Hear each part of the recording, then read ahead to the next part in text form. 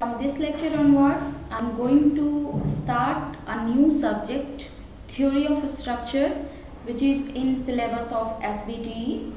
And as per the syllabus of SBTE, I am going to cover all the topics of the Theory of Structure.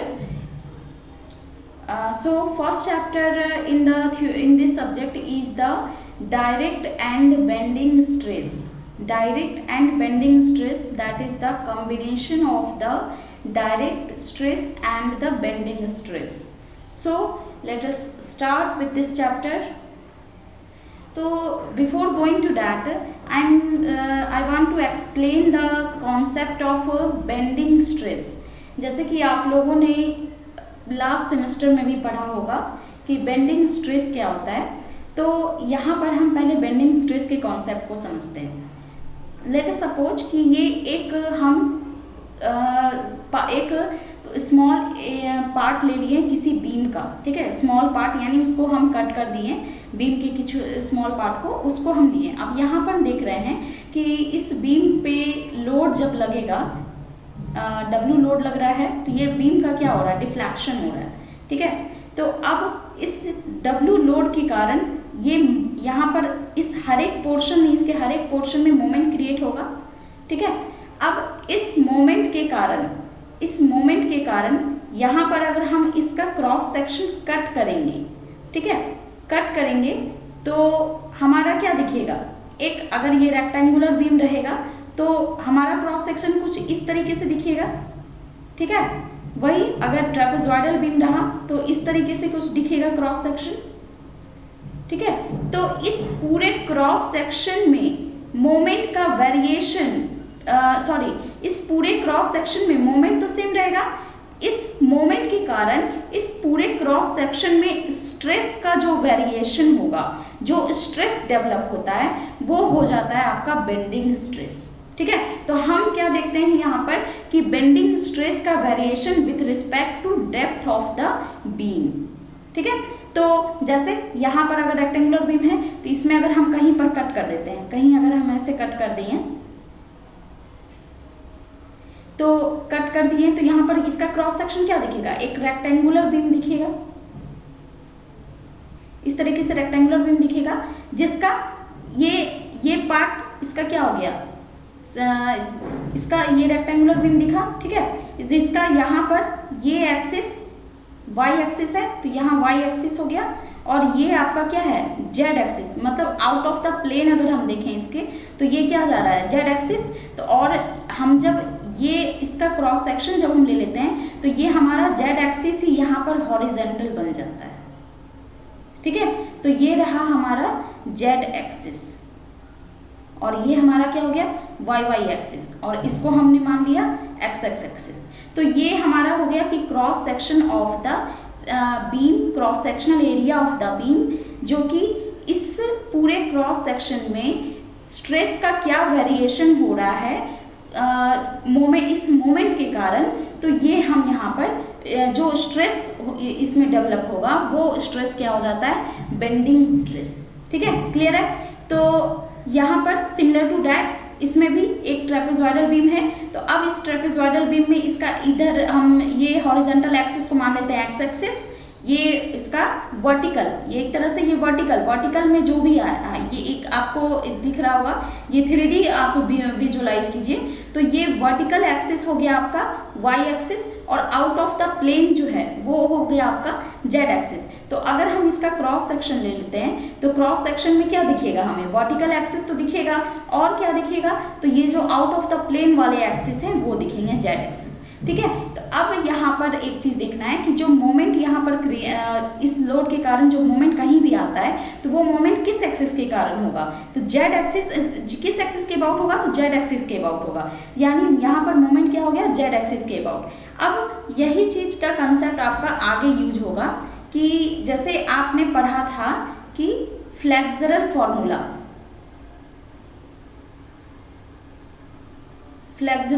आपने पढ़ा होगा, ठीक है. तो flexural formula क्या था, M/I = sigma by y is equal to E/R. ठीक है, ये था आपका फ्लेक्सुरल फॉर्मूला। तो इसमें क्या था कि आपने जैसे डेरिवेशन जब इसका देखा होगा तो उसमें आपने देखा होगा कि मोमेंट जिस एक्सिस के अबाउट रहता है वह उसी एक्सिस के अबाउट आपका मोमेंट ऑफ इनर्शिया भी रहता है। यानी मोमेंट ऑफ इनर्शिया यहाँ पर सेंट्रोइडल मोमेंट ऑफ इनर्शिया लेते हैं, जिसका एक्सप्रेशन क्या होता था, वाई स्क्वायर डी ए। एक एलिमेंट हम ले लेते थे इसमें, जैसे यहाँ पर अगर कोई क्रॉस सेक्शन है, क्रॉस सेक्शन एरिया में हम कोई एक एलिमेंट ले लेते थे डी ए, और इसका डिस्टेंस इससे इस एक्सिस से देखते थे वाई डिस्टेंस पे। तो यहाँ पर i इज इक्वल टू क्या हो जाता था, जो हम किस एक्सप्रेशन को i लिखे थे, तो वो था वाई स्क्वायर डी ए। यानी इस सेंट्रोइडल एक्सिस के अबाउट मोमेंट ऑफ इनर्शिया यहाँ पर होता था। या और मोमेंट भी किस एक्सिस के अबाउट है, तो जेड एक्सिस के अबाउट। यानी मोमेंट और मोमेंट ऑफ इनर्शिया दोनों सेम एक्सिस के अबाउट होता है। ठीक है, तो अब यहाँ पर देखते हैं फ्लेक्सुरल फॉर्मूला में, तो क्या हो गया, m by I is equal to sigma by y is equal to E by R. तो यहाँ पर क्या है, m for moment, i for moment of inertia, sigma for bending stress and y, what is y, तो y is the distance of any point from the centroidal axis. जैसे आपका यहाँ पर क्या है, सेंट्रोइडल एक्सिस, ये इसके सेंट्रोइडल एक्सिस क्या है, जेड एक्सिस। इससे y डिस्टेंस पे आपका क्या है, y डिस्टेंस पे कोई एलिमेंट ले लिए, तो ये y हो गया आपका यहाँ पर सिग्मा बाई y में। ठीक है, तो ये था आपका कॉन्सेप्ट बेंडिंग स्ट्रेस का। ठीक है, तो अब आते हैं हम कि हमें क्या यहाँ पर देखना है कि एक्सियल प्लस बेंडिंग, या एक तरह से कहें डायरेक्ट प्लस बेंडिंग, ये दोनों स्ट्रेस का कॉम्बिनेशन आपको इस चैप्टर में स्टडी करना है। तो एक्सियल स्ट्रेस जो होता है, एक्सियल स्ट्रेस का क्या मतलब है कि एक्सिस के, केवल एक्सिस के अबाउट आपका लोड लगे। जैसे अगर यहाँ पर कोई आपका कॉलम है, ठीक है, सॉरी थोड़ा टिल्ट बन गया, तो अगर यहाँ पर आपका कोई कॉलम है, ठीक है, इसका कोई एक्सिस है, तो इस एक्सिस के अबाउट आपका जो लोड लगेगा ये हो गया आपको क्या, एक्सियल स्ट्रेस। ठीक है, यानी ये क्या कर रहा है, direct stress, direct normal stress लगा रहा है। ठीक है, तो डायरेक्ट नॉर्मल स्ट्रेस इसमें लगा रहा है, तो यानी एक्सियल स्ट्रेस का डेफिनेशन हम क्या एक तरह से बोल देंगे, तो direct normal stress, this is the direct normal stress.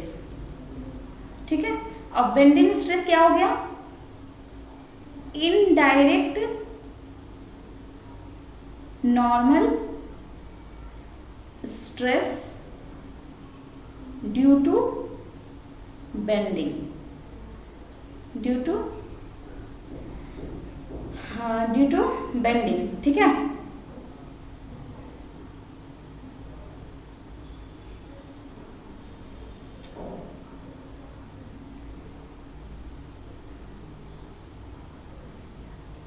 ठीक है, indirect stress, normal stress due to bending. तो ये था आपका combined stress which is the combination of the axial stress and the bending stress. Combined stress वैसे और भी तरह के स्ट्रेसेस का कॉम्बिनेशन है, लेकिन आपके सिलेबस में केवल direct normal stress and indirect normal stress, that is axial stress and bending stress, ये दोनों का कॉम्बिनेशन आपको स्टडी करना है। ठीक है, तो let us take the example. सबसे पहले हम एग्जांपल जो देखते हैं वो एक कुछ बीम में देखते हैं कि बीम में क्या एग्जांपल है। तो बीम, लेट अस सपोज कि यहाँ पर एक कैंटिलीवर बीम है, तो इस कैंटिलीवर बीम में लोड आपका एक कंप्रेसिव लोड P एक्ट कर रहा है।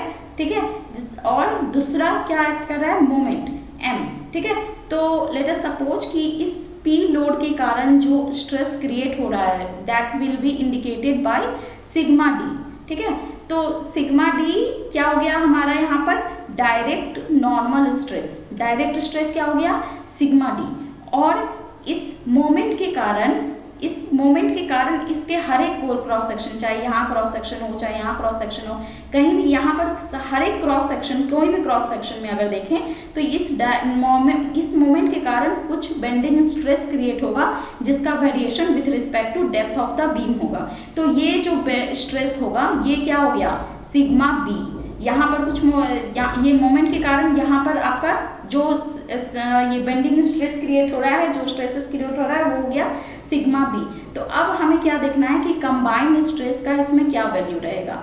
तो अब लेट अस सपोज कि कंप्रेसिव को हम मान लेते हैं पॉजिटिव और टेंसाइल को मान लेते हैं नेगेटिव। तो अब हम किस कंबाइंड स्ट्रेस का वैल्यू क्या देखेंगे, तो combined stress will be the sigma D plus sigma B, ठीक है, यानी combination of the direct normal stress and bending stress, ठीक है।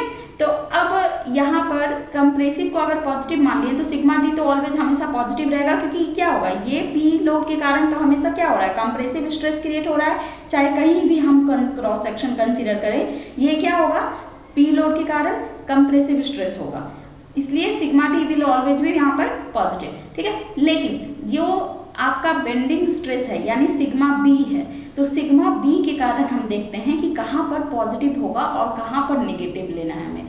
तो इस मोमेंट के कारण अगर हम इसका डिफ्लेक्शन देखें तो किस तरीके से होगा,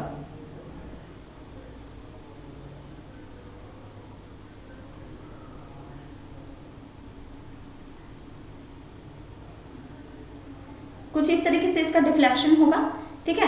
तो अब यहाँ पर अगर ऐसे डिफ्लेक्शन हो रहा है तो यहाँ पर कंप्रेशन और टेंशन कहाँ क्रिएट होगा, ये क्या ज़्यादा स्ट्रेच कर रहा है, इसका मतलब ये हो जाएगा आपका टेंसाइल और ये क्या हो जाएगा कंप्रेसिव। तो अब किस जोन में, न्यूट्रल एक्सिस आपका ये हो गया, अब इस न्यूट्रल एक्सिस के अपर पार्ट में आपका क्या हो रहा है, टेंसाइल हो रहा है, और न्यूट्रल एक्सिस के बॉटम पार्ट में आपका क्या हो रहा है, कंप्रेसिव हो रहा है। तो इसलिए अगर हम सिग्मा ए निकालें, सिग्मा ए कहाँ पर, एक पॉइंट कहाँ पर है, अपर में है, तो सिग्मा ए अगर निकालें तो यहाँ आ जाएगा आपको सिग्मा डी कंप्रेसिव नेचर है, तो sigma D minus sigma B, क्योंकि बेंडिंग यहाँ पर क्या हो रहा है, टेंसाइल हो रहा है, टेंसाइल हो रहा है यानी कि बेंडिंग स्ट्रेस जो है वो टेंसाइल नेचर है, इसका मतलब सिग्मा बी नेगेटिव आ जाएगा और सिग्मा बी आपका क्या आ जाएगा, तो sigma D plus sigma B, ठीक है। तो ये था आपका कैंटिलीवर बीम, क्लियर है। अब यहाँ पर नेक्स्ट एक एग्जाम्पल हम देखते हैं, एल शेप्ड बीम, ठीक है। ये एल शेप्ड बीम में ध्यान दीजिएगा क्योंकि इस बीम का कॉन्सेप्ट, जो लोड का कॉन्सेप्ट है वो आपको कॉलम में भी यूज होगा, जो आपके सिलेबस में पढ़ना है, ठीक है। तो अब इस बीम में अगर हम देखें तो एल शेप बीम है ये, यहाँ पर लोड आपको अपवर्ड डायरेक्शन में एक्ट हो रहा है, तो इस लोड को, इस पूरे स्ट्रक्चर को आप equivalent to only one bar में आप रिप्रेजेंट कर सकते हैं, ठीक है।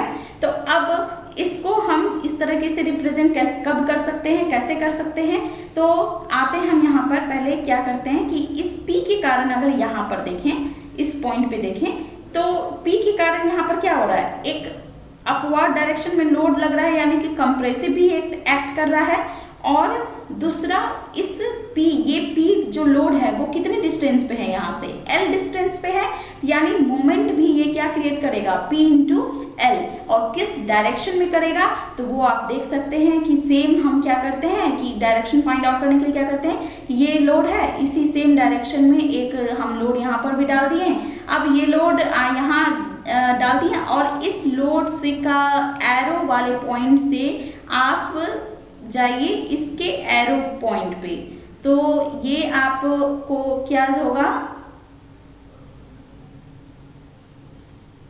ये क्या होगा आपको, यहां से यहां जाने में क्या, कौन सा डायरेक्शन आप जा रहे हो, एंटी क्लॉकवाइज, तो एंटी क्लॉकवाइज जा रहे हो, तो यानी यहाँ पर आपको कौन सा मोमेंट लगेगा, किस डायरेक्शन में मोमेंट लगेगा, तो एंटी क्लॉकवाइज में कौन, क्या मैग्नीट्यूड, तो P इंटू L। तो इस एल शेप बीम को हम किस फॉर्म में रिप्रेजेंट कर सकते हैं, इस फॉर्म में जहां पर लोड आपका कंप्रेसिव इन नेचर P हो गया और मोमेंट आपका क्या हो गया, anti clockwise P into L, ठीक है, P इंटू एल।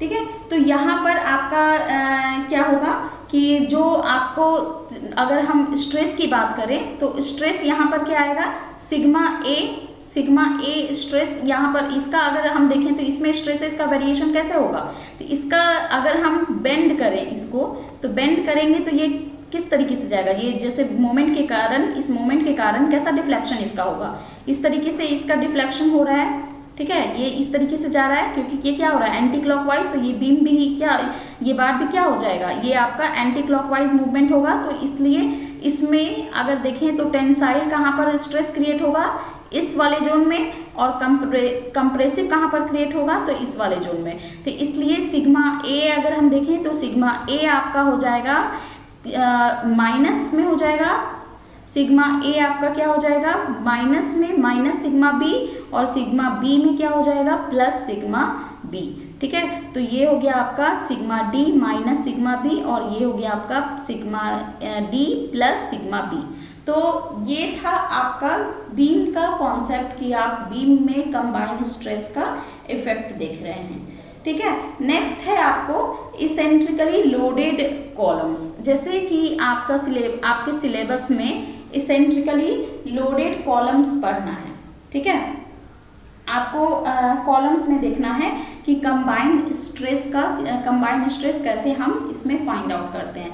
तो इसेंट्रिकली लोडेड कॉलम का क्या मतलब है कि यहाँ पर आपको एक फिगर दिख रहा है, सबसे फर्स्ट फिगर जो दिख रहा है उसमें क्या है, लोड आपका एक्सियली एक्ट हो रहा है, यानी एक्सिस पर ही एक्ट हो रहा है। ठीक है, तो एक्सिस पर एक्ट होने का क्या मतलब है कि इसका क्रॉस सेक्शन अगर हम देखें, जैसे अगर हम क्या कर रहे हैं कि यहाँ पर कोई क्रॉस सेक्शन को कट कर रहे हैं। ठीक है, तो क्रॉस सेक्शन अगर कट करें, अगर ये स्क्वायर क्रॉस सेक्शन बीम है तो इसका आपको क्रॉस सेक्शन किस तरीके से दिखेगा, ये दिखेगा।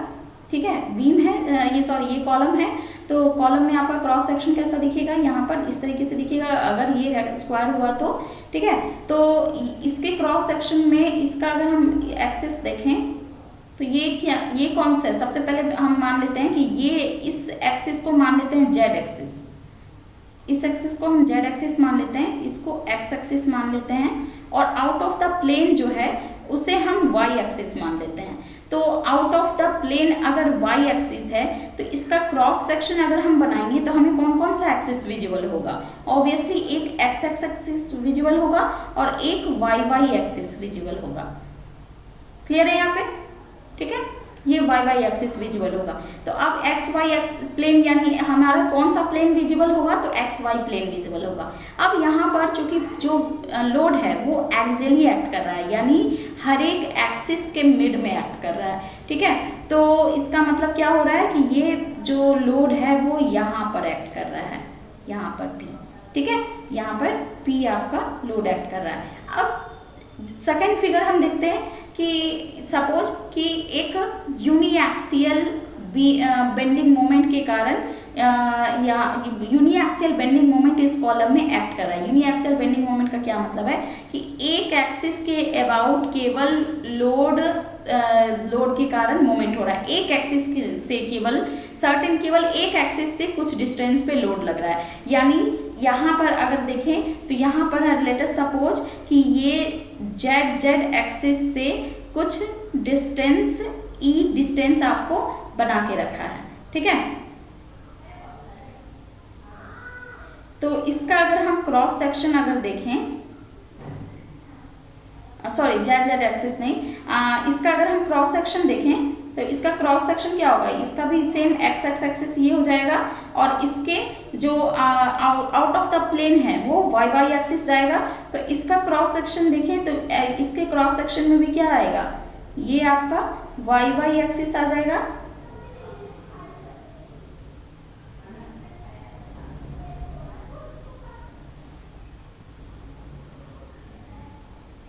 ये वाई वाई एक्सिस आ गया। ठीक है, और ये आपका एक्स एक्सिस आ गया, ये एक्स एक्सिस आ गया। ठीक है, तो अब यहाँ पर जो लोड आपका एक्ट हो रहा है वो हम सपोज कि वो वाई वाई एक्सिस से कुछ डिस्टेंस पे है, एक्स एक्सिस पे लाई कर रहा है, यानी एक्स एक्सिस पे एक एक्सिस पे लाई कर रहा है और second axis y y axis से कुछ डिस्टेंस पे है, यानी यहाँ पर ये लोड P यहाँ पर है, इस एक्सिस पे है, ठीक है, एक्स एक्स एक्सिस पे है, वाई वाई से सर्टेन डिस्टेंस यानी E डिस्टेंस पे लोड एक्ट कर रहा है। तब यहाँ पर क्या हो जाएगा, मोमेंट क्या क्रिएट होगा, P इंटू E। अब ये किस डायरेक्शन में मोमेंट क्रिएट होगा, तो लेट अस सपोज कि सेम वैसे ही यहाँ पर हम सेम डायरेक्शन में लोड एक इमेजिनरी बना देंगे और यहाँ से हम इस डायरेक्शन में चलेंगे, तो ये कौन सा डायरेक्शन हो गया, एंटी क्लॉकवाइज। तो इस कॉलम को इक्विवेलेंट टू हम क्या कर सकते हैं कि P लोड को हम शिफ्ट जब करेंगे तो शिफ्टिंग में क्या होगा, सेम P लोड इसके एक्सिस में आ जाएगा, ठीक है, और एक मोमेंट आ जाएगा m is equal to P into E, किस डायरेक्शन में, तो एंटी क्लॉकवाइज डायरेक्शन में, ठीक है। तो अब इसको हम इस तरीके से लिख सकते हैं। तो यहाँ पर क्या हो जाएगा, P लोड डायरेक्ट स्ट्रेस हो गया P के कारण, और M के कारण क्या हो गया, बेंडिंग स्ट्रेस। तो इसमें भी हमें क्या देखना है कि combination of direct stress and bending stress. तो ये था हमारा column with uniaxial bending moment but eccentricity with respect to y axis, ठीक है, with respect to y y axis. Y y axis से ये E डिस्टेंस पे लोड लग रहा है, ठीक है। नेक्स्ट है हमारा कि यहाँ नेक्स्ट हम एज्यूम कर लेते हैं कि एक्स एक्स एक्सिस से कुछ E डिस्टेंस पे अगर लोड है, तब की बात हम देखते हैं। हाँ, अच्छा एक चीज और यहाँ पे बताता है कि अगर इसका मोमेंट जो आपका क्रिएट हो रहा है एंटी क्लॉकवाइज में, तो इसके कारण इसका डिफ्लेक्शन किस तरीके से होगा, इस तरीके से इसका कुछ डिफ्लेक्शन जाएगा, ठीक है, यानी इस पोर्शन में क्या हो जा रहा है, टेंसाइल, और इस पोर्शन में क्या हो जा रहा है, कंप्रेसिव। तो अब हम अगर देखें तो सिग्मा बी के कारण अगर क्या क्या इसका साइन होगा, तो सिग्मा एक तो P के कारण डायरेक्ट सिग्मा D हो जाएगा, सिग्मा D जो कि कंप्रेसिव इन नेचर है यानी पॉजिटिव करती है, और इस न्यूट्रल एक्सिस से इस इधर वाला पोर्शन, इस वाले पोर्शन में क्या हो रहा है, टेंसाइल इन नेचर हो रहा है, बेंडिंग स्ट्रेस के कारण इस वाले पोर्शन में टेंसाइल इन नेचर हो रहा है, इसलिए sigma D minus sigma B इस वाले पोर्शन में नेट कंबाइंड स्ट्रेस क्या हो जाएगा, sigma D minus sigma B। वही अगर इस वाले पोर्शन में हम देखें तो इस वाले पोर्शन में क्या हो रहा है, कंप्रेसिव स्ट्रेस हो रहा है, यानी कि नेट सिग्मा जो होगा वो क्या होगा, sigma D plus sigma B। तो इस तरीके से हम कंबाइंड स्ट्रेस को फाइंड आउट करते हैं। इसके नेक्स्ट लेक्चर में हम इसके एक्सप्रेशन फाइनल एक्सप्रेशन को फाइंड आउट करेंगे। फिलहाल अभी एक और इसके बाद अगर देखें तो ये था आपका वाई वाई एक्सिस से E डिस्टेंस पे। अब हम आते हैं eccentricity with respect to x x axis. तो एक्स एक्स एक्सिस जैसे यहाँ पर क्या आ रहा है, ये हम वर्टिकल को ले रहे हैं जेड जेड एक्सिस, ठीक है, और इसके क्रॉस सेक्शन अगर हम देखें तो क्रॉस सेक्शन में क्या हो रहा है, इसका out of the plane y y axis, और इसके ये हॉरिजॉन्टल वाला एक्सिस देखें तो एक्स एक्स एक्सिस, ठीक है। तो यहाँ पर इसका क्रॉस सेक्शन कहीं भी अगर हम इसके अगर ऐसे कोई क्रॉस सेक्शन ले लिए तो इसके क्रॉस सेक्शन में क्या हो जाएगा, इसका ये वाई वाई एक्सिस, ये एक्स वाई प्लेन हो जाएगा, एक्स वाई प्लेन, ठीक है। क्रॉस सेक्शन अगर हम ले लिए ऐसे तो क्या हो जाएगा, एक्स वाई प्लेन होगा, ठीक है। हम इस तरह एक्स वाई प्लेन होगा। तो यहाँ पर क्या हो रहा है कि यहाँ पर हम जो लोड है वो लोड जो है यहाँ पर लोड हम किस एक्सिस से E डिस्टेंस पे है, एक्स एक्स एक्सिस से E डिस्टेंस पे है, और वाई वाई एक्सिस पे लोड लाई कर रहा है, ठीक है। तो ये हो गया eccentricity with respect to x x axis, ठीक है।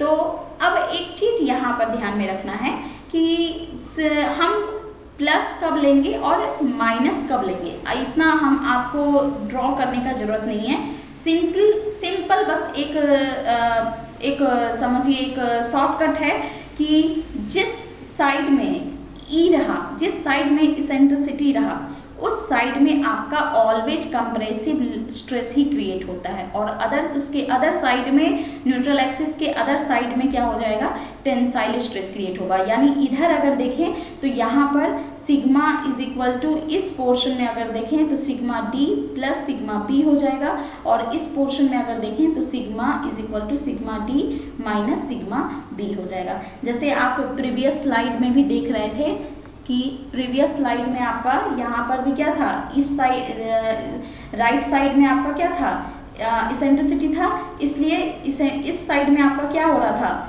इस साइड में कंप्रेसिव स्ट्रेस क्रिएट हो रहा था, इसलिए यहाँ पर कंप्रेसिव हो रहा है तो प्लस हो जा रहा है, और इसके अपोजिट साइड में अगर देखें तो टेंसाइल स्ट्रेस क्रिएट हो रहा है, तो टेंसाइल स्ट्रेस के कारण यहाँ पे क्या हो जा रहा है, नेगेटिव। ठीक है, तो सिमिलर टू दैट आपका eccentricity with respect to x axis में है कि इसेंट्रिसिटी किस तरफ है, अपर वाले पोर्शन में है, यानी कि आपका इस वाले पूरे पोर्शन में आपको tensile stress compressive stress develop होगा, और इस पूरे पोर्शन में आपको क्या होगा, टेंसाइल स्ट्रेस डेवलप होगा। ठीक है, तो ये था हमारा कि कंबाइंड स्ट्रेस हम किस तरीके से निकालते हैं। अब नेक्स्ट लेक्चर में हम देखेंगे कि इस कॉम्बिनेशन करके हम फाइनल एक्सप्रेशन क्या है कंबाइंड स्ट्रेस का कॉलम के केस में, और हम ये भी देखेंगे कि टेंसाइल, चूंकि column is strong in compression, concrete column concrete से बना होता है, concrete is strong in compression, तो हमारा क्या रिक्वायरमेंट रहेगा कि कॉलम में कोई नेट कंबाइंड स्ट्रेस जो है वो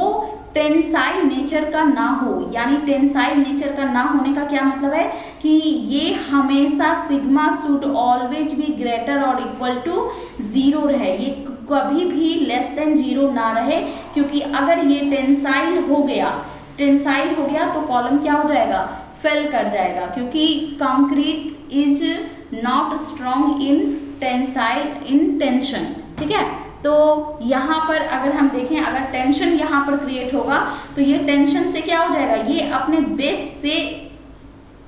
से अबव हो जाएगा, तो बेस से अगर ये हट जाएगा इसका फिक्सनेस, तब ये क्या हो गया, ये अनस्टेबल हो गया, ये आपका स्ट्रक्चर फेल कर गया। इसलिए हमारा क्या रिक्वायरमेंट रहेगा कि there should not be tensile stress in any part of the cross section of the column। ठीक है, तो ये था हमारा इसेंट्रिकली लोडेड कॉलम्स। इसके बाद हम इसके एक्सप्रेशंस को फाइंड आउट करेंगे। So now this lecture is over.